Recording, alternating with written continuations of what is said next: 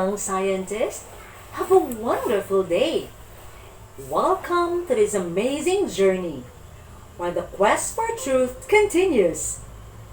Hold on tight because we will answer your what, why, and how inquiries. Let us explore the wonder of the world together. For learning never ends in the amazing brains of young scientists like you.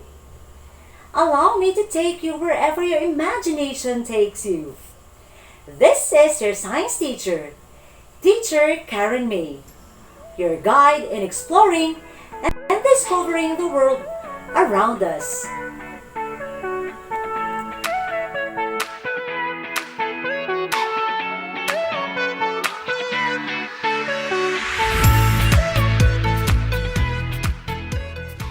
Kids, in today's adventure, you will discover what will happen to materials when they are pressed.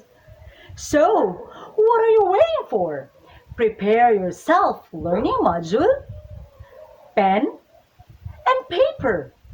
For these things will help you in today's discoveries.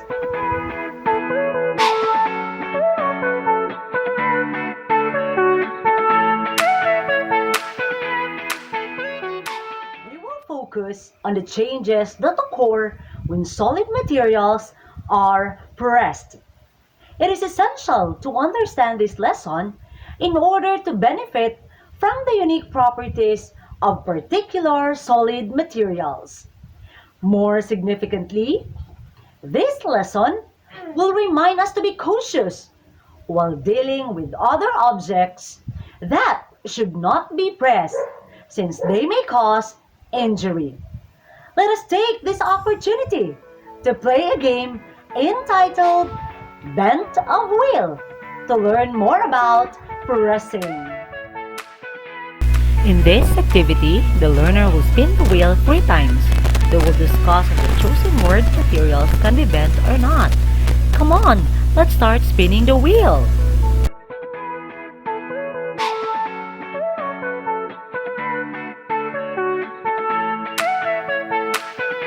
Alright, first word, pencil.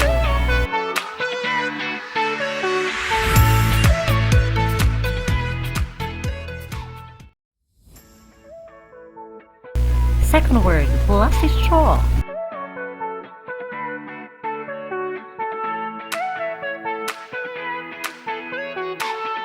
And the last word, glass. Now I'm giving you 5 seconds to answer the table.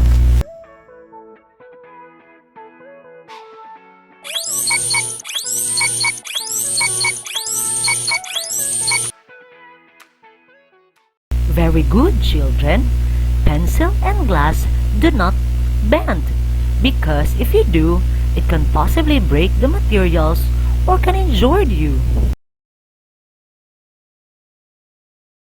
Kids, are you excited to go to school? All of us surely miss those days of coming to school early and wearing our school uniform. Have you ever wondered why your mom is ironing your garment or your school uniform before going to school? Come on, let us watch this short video to help answer this question.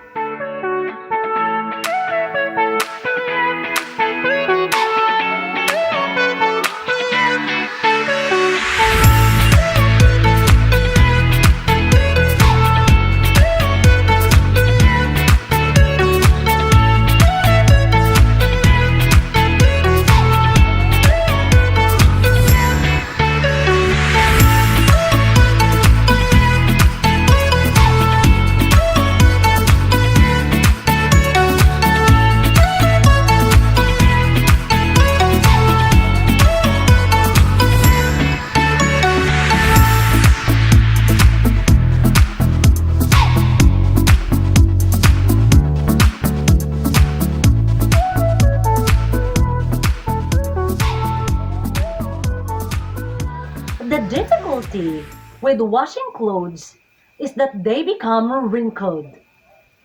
Of course, Wearing wrinkled clothes lower your self-esteem and makes you appear shabby.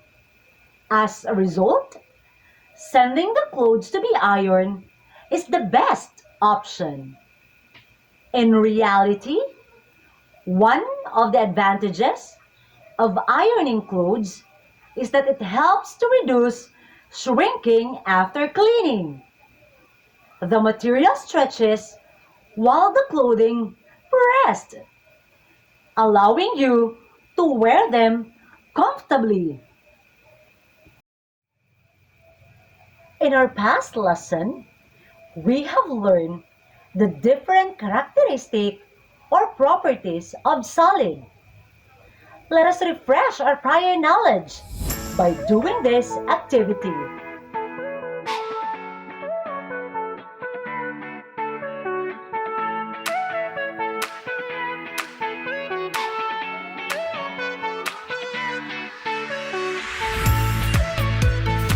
Arrange the jumbled letters correctly with the help of pictures and meaning.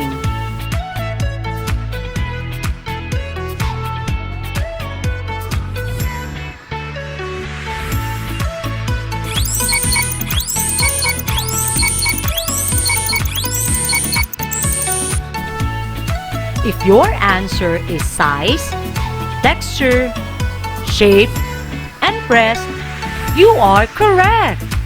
Remember that solid have different characteristics or properties such as size, shape, color, texture, and weight.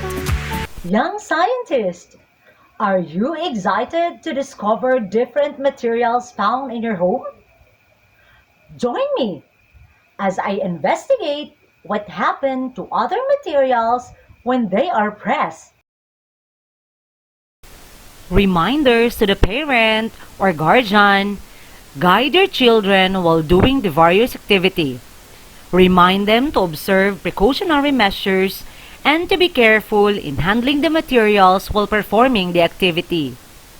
To the learner, perform each activity and answer the questions that follows.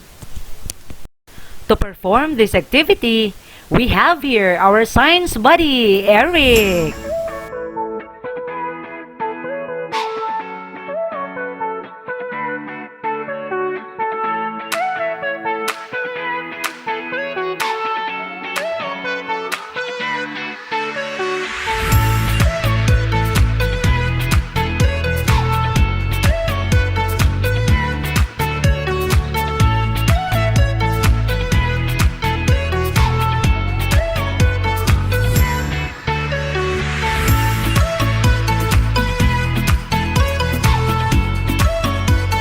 Make sure you have your gloves on and paper where you can write your observations.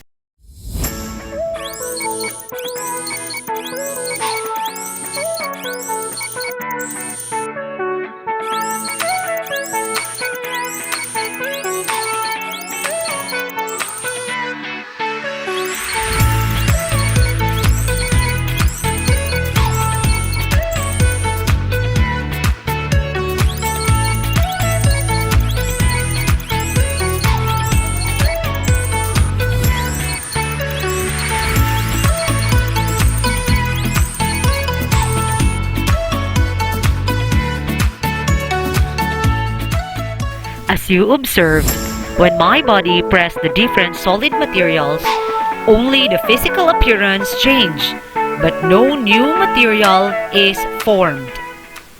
It is said that learning is everywhere. Now, can you join me as I explore outdoor activities that involves pressing of materials? Roam around your front or backyard and investigate a situation where pressing of materials can be observed. Hurry! Let us discover how pressing of materials can be applied outdoor.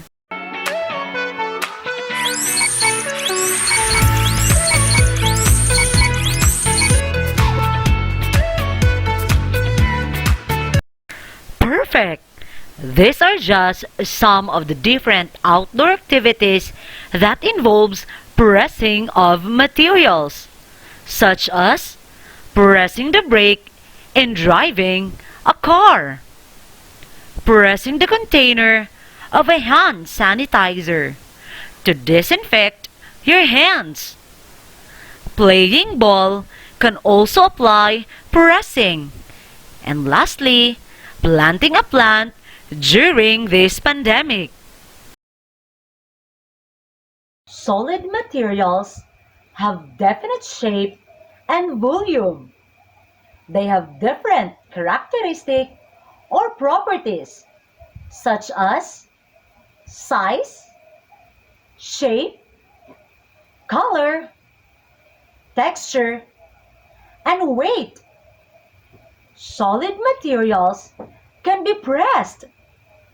When pressed, this material may change their size and shape. Other solid materials may also change their texture when pressed. However, no new materials is found because only the physical appearance of the materials is changed. To deepen our understanding about this topic, let us find practical application of concepts and skills in our daily living. Listen to a short story entitled Practical and.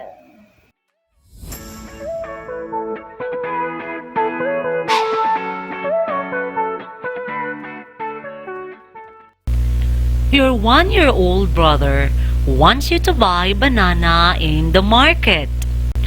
But you and your family cannot go out because your barangay is still on enhanced community quarantine due to the virus. Then you saw a banana in your table. As you check the banana by pressing it, you notice that the flesh is too soft and a smelly liquid secreted from the banana. Will you allow your little brother to eat the banana? Why? Now, kids, can you share your thoughts about the situation? To help us represent your answer, let us call our science buddy, Eric. Hello, science buddy! I will not allow my little brother to eat the banana because there are some properties of the banana that indicate spoilage and might cause harm to his health. Thanks, buddy. You got it correctly. Kids, let us remember that there are also objects or materials that when pressed may help us identify if it can cause harm to our body. All right, to fully complete this concept, let us do the activity entitled Stating Knowledge. Let us fill in the blanks to complete the statement.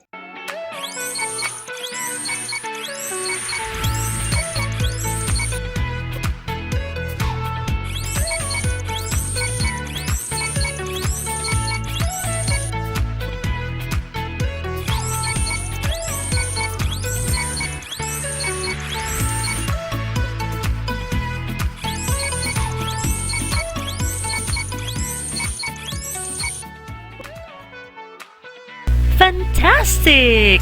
Now, let us proceed to your answer. Examples of solid materials are banana, disposable cup, bread, empty bags, and stuffed toys. When pressed, these materials may change their size, shape, texture, and color. However, no new material is formed because only the physical appearance of the material is changed. Finally, I know that pressing is the action applied in the different materials investigated. Yay! It seems that we all enjoy this pristastic topic. Take note that we are surrounded with different kinds of materials, some of which can be pressed with our hands or other parts of the body. In some cases, we use other objects. Most of the objects which can be pressed are beneficial for us. Try to consider this, where you will act as a photographer or an artist in your own house. Catch the best shots, showing all the things that you observed, where pressing of materials is applied. Explain the changes in material if it is harmful or useful to one's environment. You can use the graphic organizer in answering. Name and describe situations that pressing of materials is present in your locality. Is the changes in materials useful or harmful to one's environment? I'm giving you a minute to answer this graphic organizer.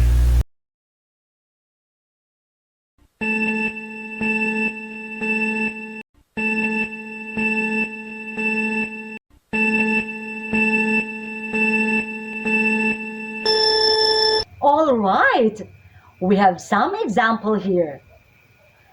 Toothpaste are made to be pressed in order for the product to be extracted from its container. Some materials found in the house are made to be pressed to give us comfort and ease. Pressing an object will require us to push the object with the use of force.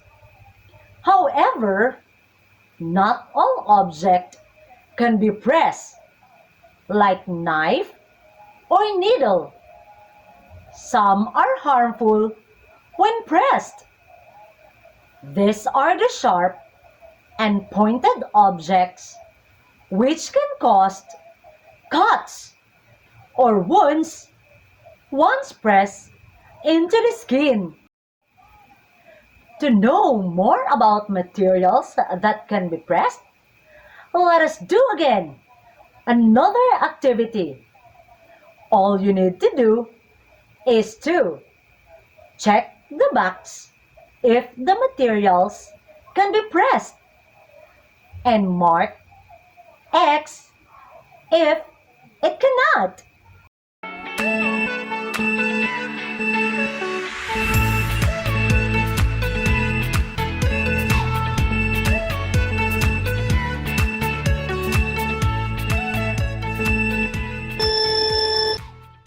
Alright, there you go. So the following materials that can be pressed are the following: clay, rubber slipper, tomato, wrinkled cloth, pillow, empty box, and sponge. And the following materials that cannot be pressed are the following: stone, hairpin, and plastic ruler.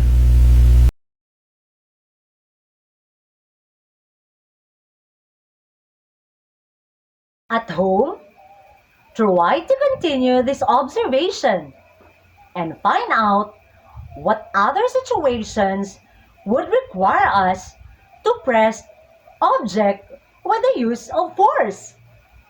There you have it, young scientist. In today's adventure, we have learned that some of the objects can be pressed.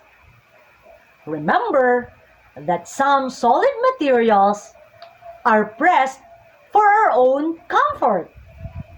It is wise to know which material can be pressed and cannot, so we can avoid getting ourselves hurt. That's all for today, science enthusiasts. I hope we were able to answer your what, why, and how inquiries. Follow your imagination wherever it takes you. Again, this is your science teacher, Teacher Karenn May. Remember that science is full of discoveries. Keep looking for the truth. Until the next time, God bless!